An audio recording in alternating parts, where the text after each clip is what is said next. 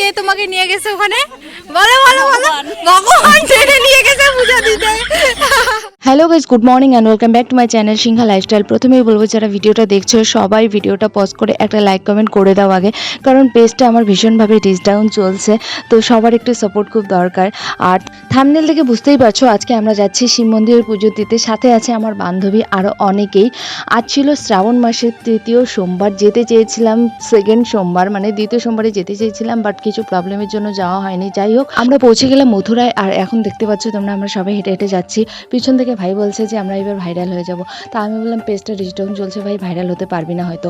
এখানে এসে দেখি এত বড় লাইন দেখে মাথা খারাপ। তার মধ্যে আমরা গেছিলাম দেরিতে, ভাবছিলাম যে দেরি করে গেলে সবার পুজো প্রায় শেষ হয়ে যাবে, কিন্তু তার উল্টো হয়ে গেছে, সবাই বাড়ির কাজ সেরে তারপরে হয়তো পুজো দিতে এসছে।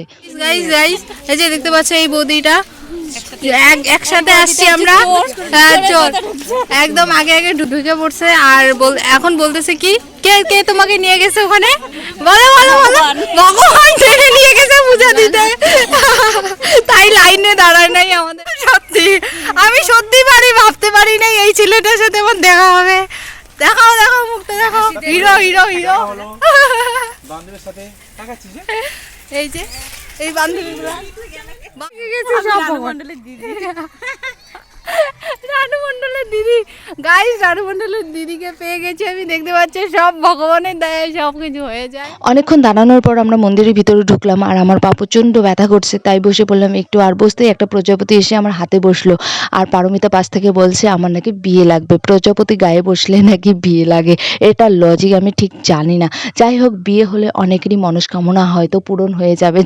যারা বলে বিয়ে কবে করে আমার মাথাটা খায়, তাদের অন্তত মনস্কামনাটা পূরণ হবে। যাই হোক, আর আমার মনে হয় বিয়ে তখনই করা উচিত যখন তুমি ভাববে তোমার জন্য কেউ পারফেক্ট, বা তোমার মনে হবে যে সে তোমার জন্য ঠিকঠাক, তখনই বিয়েটা করা উচিত, তার আগে না। কারণ বিয়েটা দুদিনের খেলা নয়। ঠিক আমাদের পাশেই বসেছিল এই দুটো মেয়ে প্রথমে ক্যামেরা দেখে লজ্জা পাচ্ছিল, পরে আমি তাদেরকে বললাম যে তোদের বাড়ি কোথায়, কাদের সাথে আসছিস? তো বললো আমাদের বাড়ি খয়েরবাড়ি, ওদের দিদিদের সাথে আসছে। তো আমার মেন মন্দিরে পুজো দেওয়া শেষ, তারপর আমি বাইরে পুজো দিচ্ছি, দেখতে পাচ্ছ। আর পাবলিকগুলোকে বলবো যারা পুজো দিচ্ছ ভালো করে পুজো দাও, আর ধূপকাঠি জ্বালাচ্ছ ঠাকুরের সামনে ধূপকাঠি জ্বালাও, কিন্তু ধূপকাঠি জ্বালিয়ে বাইরে ফেলে রেখো না, কারণ বাইরে ফেলে রাখলে কি হয় অন্যান্যদের ক্ষতি হচ্ছে। আর এরপরে আমরা চলে এলাম খিচুড়ি খেতে, দেখতে পাচ্ছ। আর খিচুড়ি খাওয়া শেষ হলে আমার বান্ধবীরা কোথা থেকে বলে জুস দিচ্ছে, সেখান থেকে জুস নিয়ে আসলো। আমাদের গ্রুপের মধ্যে পারমিতা হচ্ছে ডন। পারমিতা দেখতে পাচ্ছ কতগুলো গ্লাস নিয়ে চলে এসছে। এরপর দেখা হয়ে গেল আমার বান্ধবীর সাথে, দেখতে পাচ্ছ। কয়েকদিন আগে আমাদের পার্লারে মডেল সেজেছিল, আর ওকে প্রথমে দেখে আমি চিনতেই পারি না, অনেক ভাবার পর তখন আমার মনে হয় যে আচ্ছা ও। এরপর দেখতে পাচ্ছ এখানে চা পাতা বাগানে ঢুকে রিলস বানাচ্ছে, ফটো তুলছে গাইস। আমাদের পুজো দেওয়া শেষ, এখন অনেক সেলফি হয়েছে, অনেক ভিডিও হয়েছে, দেখতে পারবে ব্লগে। আর এখন আমরা বাড়ি যাচ্ছি, বাড়ির পথে সবাই দেখতে পাচ্ছ পিছনে আমার ব্যাকগ্রাউন্ডে দেখতে পাচ্ছ আমার বান্ধবীরা আছে, দিদিরা আছে, বৌদিরা আছে, ভাই আছে, সবাই আছে। তা যাই হোক, ওই সবাই ভালো তারপর গাইস দেখতে পাচ্ছ ফেরার পথে আমরা মথুরা বাজারে ঢুকলাম। মথুরার কাছাকাছি বাড়ি হলেও কিন্তু মথুরা বাজারে কখনো যাইনি।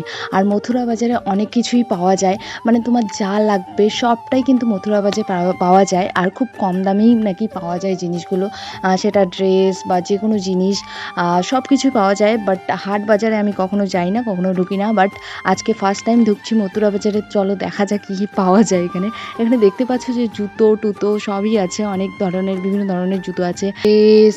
আর এখানে দেখতে পাচ্ছ জালও আছে, মাছ মারার জাল, এগুলো দেখতে পাচ্ছ, দড়ি রশি, এগুলা মানে সব ধরনের দড়ি টড়ি সব আছে এখানে। ব্যাগ দেখতে পাচ্ছ, স্কুলের ব্যাগ থেকে শুরু করে মানে হাটে বাজারে যাওয়ার ব্যাগ, তালা চাবির দোকান, nighty, dress, set, kurti, top, তারপর হচ্ছে প্লাজো প্যান্ট, এভরিথিং সব কিছুই আছে। আমরা এখানে ঢুকলাম, শাড়ি ঠাড়িও খুব ভালো ভালো, এমন না যে একদম কম রেঞ্জের মধ্যেই যে খারাপ, তা কিন্তু না, কম রেঞ্জের মধ্যেও ভালো ভালো ড্রেস এখানে আছে। আর এখানে দেখতে পাচ্ছ বিভিন্ন ধরনের কত বড় বড় সাইজের কড়াই। আর এখানে দেখতে পাচ্ছ মটকার দোকান, একটা কুলফির দোকান। আর এদিকে দেখতে পাচ্ছ বিভিন্ন ধরনের ব্যাগ। এখন তো বর্ষাকাল চলছে, আর মাছ মারার জালগুলো যে পাওয়া যায় সেগুলো অনেক বেরিয়েছে। আর এখানে দেখতে পাচ্ছ শাখার দোকান, যার যার সামনে বিয়ে লাগবে এখান থেকে এসে শাখা নিয়ে যাবে। খুব সুন্দর সুন্দর ভালো ভালো শাখা হয়তো আছে, আমরা চেক করে নিই। যাই হোক, আর যাই হোক অনেক কিছু পাওয়া যায়, তোমাদের যতটা পারলাম শেয়ার করলাম। আর পুরো বাজারটা ঘোরা হয়নি, পুজোর একদিকটা আমরা গেছিলাম, আরও চারদিকটা ঘোরা হয়নি। তো যাই হোক, আজকের ব্লগটা এখানে শেষ করছি। ভালো লাগলে অবশ্যই একটা লাইক কমেন্ট শেয়ার করে দিও, অ্যান্ড পেজটা অবশ্যই ফলো করে দিও। থ্যাংক ইউ, টাটা, দেখাবেন নেক্সট ব্লগে। আর কোনোদিন সময় পেলে অবশ্যই আমি তোমাদের পুরো বাজারটা ঘুরিয়ে একদিন দেখাবো।